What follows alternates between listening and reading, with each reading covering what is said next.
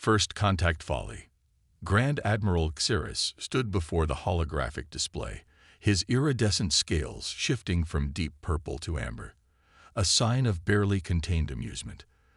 The tactical readout of Sol Systems' defenses floated before him, looking more like a museum piece than a military installation. His second-in-command, strategic analyst Ven, flicked her anterior sensors in disbelief.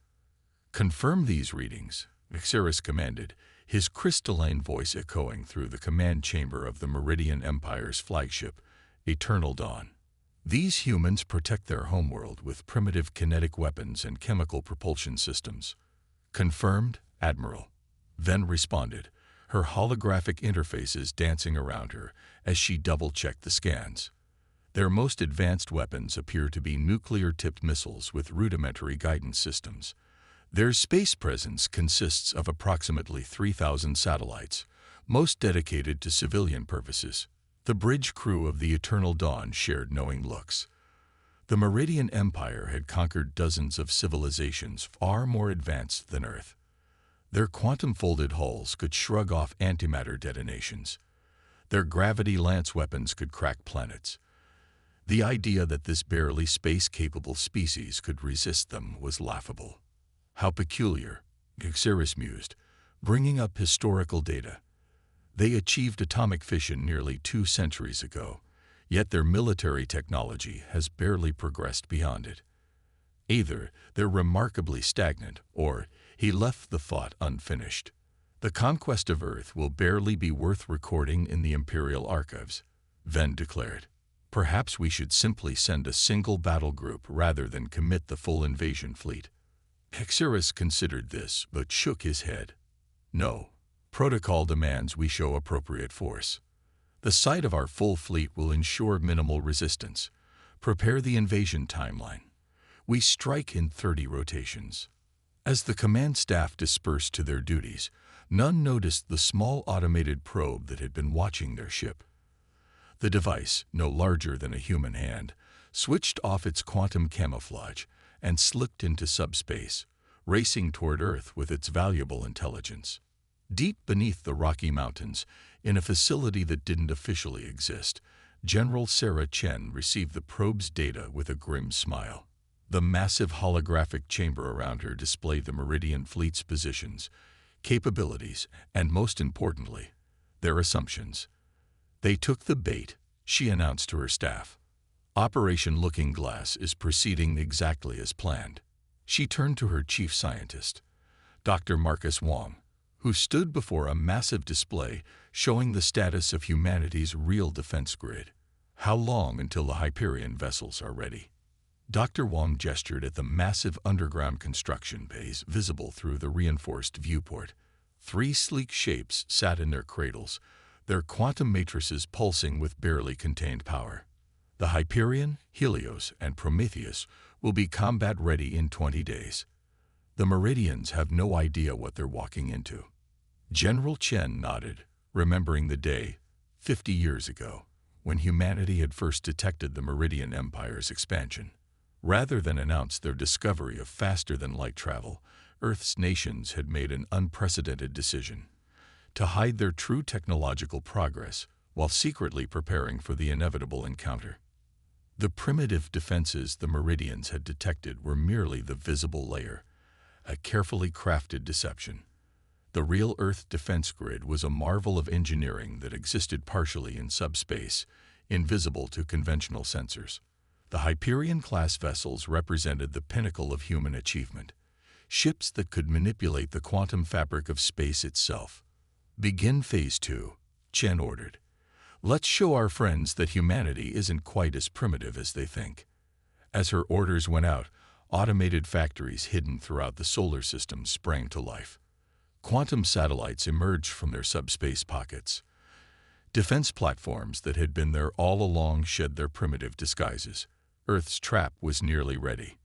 In high orbit, watching through quantum-shifted sensors, Captain Diana Rodriguez of the Earth Space Corps allowed herself a small smile. The Meridians had fallen for humanity's greatest deception: the appearance of technological stagnation. Soon, They would learn that assuming humanity was primitive was the last mistake their empire would ever make. The next 30 days would change the galaxy forever, and humanity was ready to reveal its true face to the stars. The Hidden Hand. The Meridian Empire's intelligence chief, Surveillance Master Krall, was dying. Not in the physical sense, his crystalline form would persist for centuries yet, but his career was about to end in spectacular fashion. He stared at the data stream flooding his neural interface, trying to understand how he had missed something so massive. "Impossible," he whispered, his form shifting through shades of distressed gray. The energy signatures, they weren't there yesterday, but they were there now. All across the Sol system, sophisticated quantum signatures were blooming like stars coming out at night. The primitive sensor network his scouts had detected was dissolving, revealing something far more sinister beneath. In the Kuiper Belt, what had appeared to be simple ice mining operations were transforming. Quantum fields collapsed, revealing massive automated manufacturing complexes. Around Mars, asteroid mining platforms shifted phase, becoming advanced military installations. The entire system was awakening. On Earth, Dr. Marcus Wong stood in the heart of Project Hyperion's control center, watching humanity's masquerade fall away. "Begin quantum matrix synchronization," he ordered. "All facilities, commence final preparation protocols." The response was immediate. In hidden bases across Earth and throughout the solar system, technology that humanity had kept secret for decades revealed itself. Quantum computers that made the Meridian's best tech look primitive spooled up. Artificial gravity wells, far more sophisticated than anything the Empire had achieved, began forming strategic defensive patterns. But the crown jewels were the three vessels taking shape in their subterranean berths. The Hyperion-class ships represented humanity's ultimate achievement. Vessels that didn't just travel through space, but could actively manipulate its fundamental properties. General Chen watched from her command post as the Hyperion's quantum matrix came fully online. The ship's hull wasn't just armor. It was a living equation, constantly solving itself, capable of rewriting the laws of physics in its immediate vicinity. The Meridian's much-vaunted gravity lances would be useless against ships that could simply decide that gravity worked differently around them. "Status report," she demanded, her voice carrying to every critical facility in the system. Hyperion at 89% completion. Helios and Prometheus at 85%. Quantum defense grid fully operational. Deep space sensors detecting Meridian fleet exactly where we predicted. They'll be here in 28 days. Chen nodded, remembering the decades of preparation that had led to this moment. After first detecting the Meridian Empire's expansion, Earth's nations had made a choice that would have seemed insane to their ancestors. They chose to hide. Not in caves or bunkers, but behind a veil of apparent technological stagnation. While appearing to fumble with chemical rockets and simple satellites, humanity had poured its resources into quantum physics, dimensional engineering, and consciousness transfer technology. They had solved problems the Meridians hadn't even recognized as problems yet. In high orbit, Captain Rodriguez supervised the final calibration of the quantum defense grid. The primitive satellites the Meridians had detected were dissolving, their outer shells sloughing away to reveal the quantum-linked nodes beneath. Each node could tap into the underlying fabric of spacetime, creating defensive fields that would make the Meridians' weapons literally impossible within their sphere of influence. To all Earth defense personnel, General Chen's voice echoed through the quantum comm network. "The time for hiding is almost over. For 50 years, we've worn a mask of weakness while building the strongest defensive network in known space. In 28 days, we show the galaxy that humanity's greatest weapon isn't our technology. It's our capacity for strategic thinking and long-term planning." As if in response to her words, the Hyperion's quantum matrix peaked, achieving full synchronization. The massive vessel's hull began to ripple with patterns of pure mathematics, each equation solving and rewriting itself in real time. In their berths, the Helios and Prometheus followed suit, their quantum drives humming with power that defied conventional physics. The trap was set. Now all that remained was to welcome their uninvited guests. Operation Checkmate. The Meridian invasion fleet dropped out of hyperspace in perfect formation, 500 ships strong, their quantum-folded hulls gleaming in the light of Sol. Grand Admiral Xeris stood on his command deck, admiring the choreography of it all. This was how you crushed a primitive species' hopes, with an overwhelming display of superior force. Launch the standard warning broadcast, he ordered, mandibles clicking in satisfaction. Let them know the futility of. Admiral, Ven's voice carried an edge of panic he'd never heard before. Emergency. Our sensors are. Something's wrong. The fleet's sensor networks were going haywire. Space itself seemed to be rewiring around them. Fundamental forces shifting like quicksand. Where their initial scans had shown primitive satellites and basic defense platforms, something else entirely was emerging. Impossible, Xeris breathed, watching as Earth's true defense grid revealed itself. The crude satellites were dissolving, quantum fields collapsing to reveal a vast network of interconnected nodes, each one pulsing with power that his sensors couldn't even classify. Deep beneath the Rocky Mountains, General Chen watched the Meridian fleet's arrival on her quantum-linked display. All units, execute Operation Checkmate. Captain Rodriguez, you have permission to launch. In their underground berths, the 3 Hyperion-class vessels hummed to life. Their quantum matrices, now fully synchronized, began rewriting local space-time. The massive doors above them opened, not to reveal sky, but to create a direct quantum tunnel to their designated deployment points. The Hyperion emerged first, materializing directly behind the Meridian fleet's rear guard. The Helios appeared to their port flank, while the Prometheus manifested to starboard. Each vessel's hull rippled with mathematical equations that actively rewrote physics in their vicinity. What manner of devilry is this? Xeris demanded, watching as his fleet's formation began to break down. The human's defense grid was creating localized changes in fundamental forces, gravity, electromagnetic fields, even the strong nuclear force were becoming unpredictable. Captain Rodriguez, standing on the Hyperion's quantum-shifted bridge, allowed herself a grim smile. This is the Earth Defense Force. She broadcast on all frequencies. Your presence here is a violation of sovereign space. You have 5 minutes to withdraw. Xeris's response was predictable. Open fire. All ships. Maximum yield. The Meridian fleet's gravity lances powered up, their quantum-folded hulls channeling enough energy to crack a planet. But as the weapons discharged, something unprecedented happened. The space between the fleets simply refused to propagate their attacks. Basic physics, Admiral. Rodriguez's voice carried a hint of amusement. Your weapons rely on certain universal constants. Constants that, within our defense grid's influence, are no longer constant. On the Eternal Dawn's bridge, Ven was frantically analyzing sensor data. Admiral, their ships, they're not just using quantum fields, they're actively rewriting spatial equations.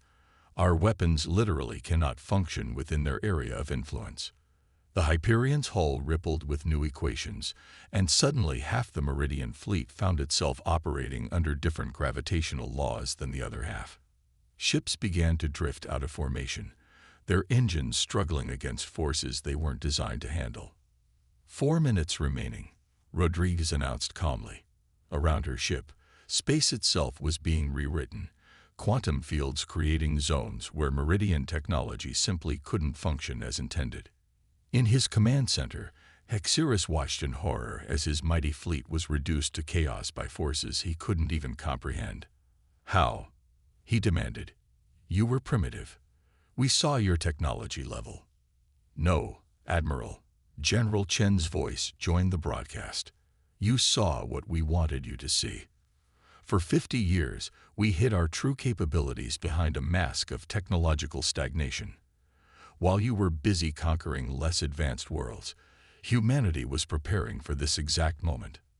The Helios and Prometheus began their attack runs, their quantum drives creating corridors of altered spacetime that split the Meridian fleet into manageable sections. Any ship that tried to fire its weapons found its energy simply dispersing into dimensions that shouldn't exist. 3 minutes, Rodriguez announced.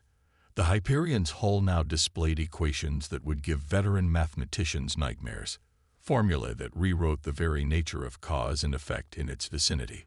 Xeris watched as his mighty invasion force was systematically dismantled without a single shot being fired. The humans weren't destroying his ships. They were simply creating spaces where his ships couldn't effectively exist as warships. 2 minutes, came the countdown. Would you like to reconsider your options, Admiral? Empire's fall.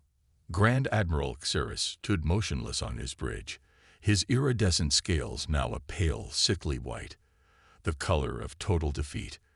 Around him, his mighty invasion fleet drifted in disarray, caught in zones of altered physics that rendered their most powerful weapons useless.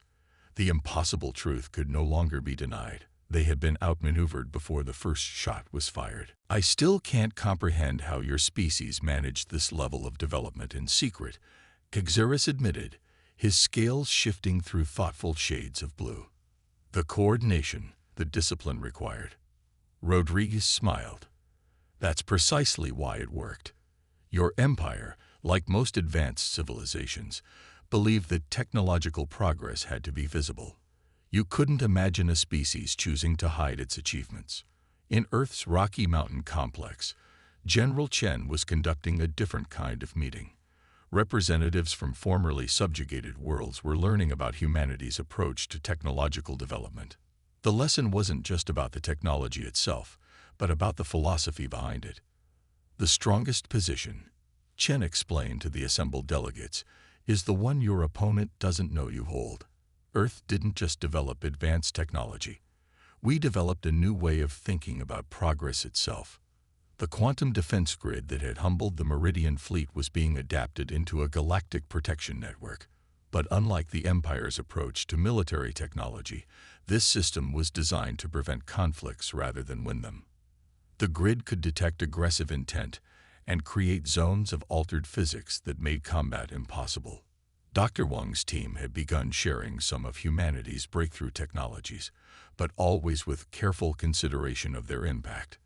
We're not here to replace one empire with another, he told a group of scientists from various worlds. We're here to demonstrate that true advancement comes from wisdom, not just technical capability. On Meridia Prime, Surveillance Master Kral had found a new purpose. Working with human specialists, he was developing new metrics for evaluating civilizations, ones that looked beyond obvious technological markers to measure societal health, cultural wisdom, and sustainable development. The humans didn't just defeat us. He explained to his students, they showed us we were asking the wrong questions.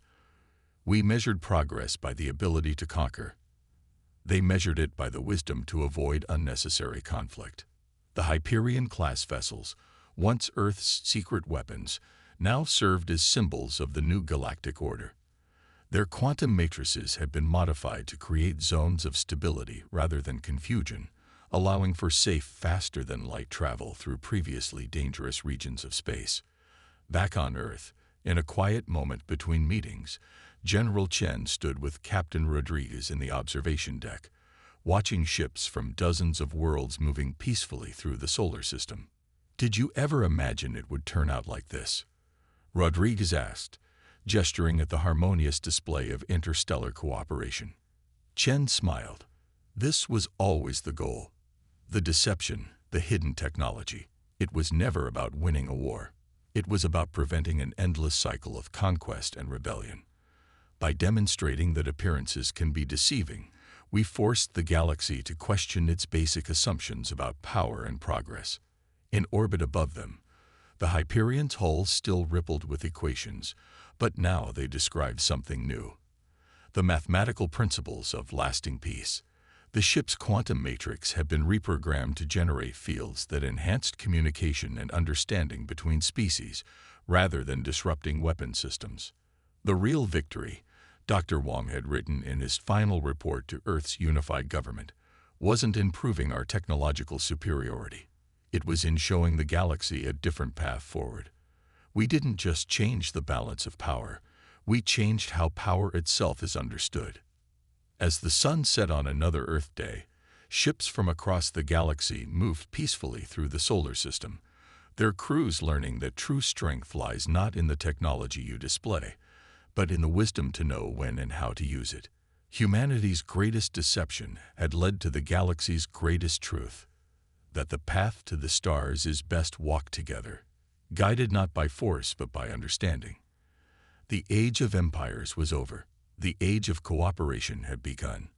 And it all started because humanity had the patience to hide its light until the perfect moment to let it shine. 1 minute remaining, Captain Rodriguez's voice echoed through every ship in the Meridian fleet. The Hyperion's hull shimmered with new equations, creating pocket universes where the laws of thermodynamics simply refused to cooperate with Meridian technology. "Stand down," Xeris finally ordered, his crystalline voice cracking. "All ships, power down weapons. Initiate surrender protocols." Back on Earth, in the Rocky Mountain Command Center, General Chen watched the Meridian fleet's surrender with grim satisfaction. "Phase 1 complete," she announced to her staff. "Begin Phase 2, Operation Paradigm Shift." The quantum defense grid shifted configuration, creating stable corridors through which the Meridian ships could safely retreat. But before they could begin their withdrawal, humanity delivered its real message. Dr. Wong stepped forward, activating the quantum communication array. His voice would reach not just the invasion fleet, but would be broadcast directly into the Meridian Empire's central communication network, a display of technological superiority that would send shockwaves through their civilization. "People of the Meridian Empire," he began, "today's events have demonstrated the folly of assuming technological superiority based on surface observations, but we're not interested in humiliation or conquest. Instead, we offer something unprecedented: partnership." Through the quantum network, images began streaming to every Meridian world, the true extent of human advancement. Not just the defense grid and the Hyperion-class vessels, but innovations that could transform their society. Clean energy systems that defied entropy, medical technologies that could transfer consciousness between organic and crystalline forms, and transportation systems that didn't just use spacetime, but actively collaborated with it. In the Imperial Palace on Meridia Prime, the Eternal Council watched in stunned silence. Centuries of assumed superiority crumbled in minutes as they witnessed technological achievements their best scientists had deemed impossible. "Your empire was built on the assumption that technological advancement follows a predictable path." General Chen's voice joined the broadcast. "You judge civilizations by visible indicators: space travel, weapon systems, energy production. Humanity chose a different path. We hid our progress, knowing that appearing primitive would give us the advantage of surprise." On the eternal dawn, Xeris received new orders from the Imperial Palace. Establish diplomatic contact immediately. The Empire's entire strategic position had shifted in less than an hour. Captain Rodriguez brought the Hyperion alongside the Meridian flagship, the ship's quantum matrix now generating a stable field where both vessels could operate normally. "Admiral," she transmitted, "we're prepared to begin diplomatic discussions. The question is, are you prepared to accept that your assumptions about humanity were wrong?" Surveillance Master Krull, watching from his post on Meridia Prime, finally understood the full scope of his failure. The humans hadn't just hidden their technological advancement. They had created an entirely new paradigm of civilization. His career wasn't ending in disgrace. It was ending because the very metrics he used to judge technological progress were now obsolete.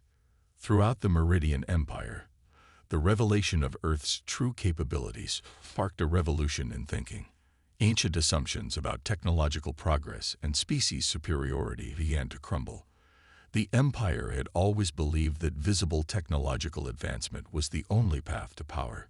Humanity had proven that true strength could lie in patience, strategy, and the wisdom to appear weak when you were strong.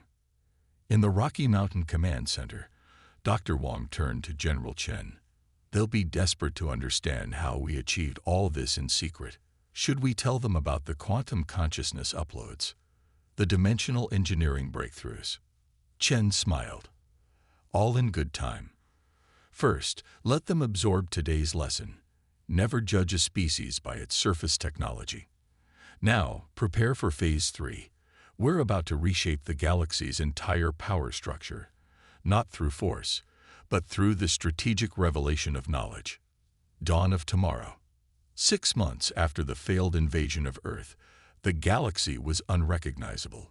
The Great Hall of the Meridian Imperial Palace, once a symbol of unchallenged dominance, now hosted representatives from dozens of species, including humans. The Eternal Council had been transformed into the Galactic Cooperative, with Earth playing a pivotal role in its formation. Grand Admiral Xeris, now serving as the Meridian representative to the cooperative, stood beside Captain Rodriguez as they watched Dr. Wong demonstrate humanity's latest gift to the galaxy, a quantum consciousness network that allowed direct mind-to-mind communication across vast distances.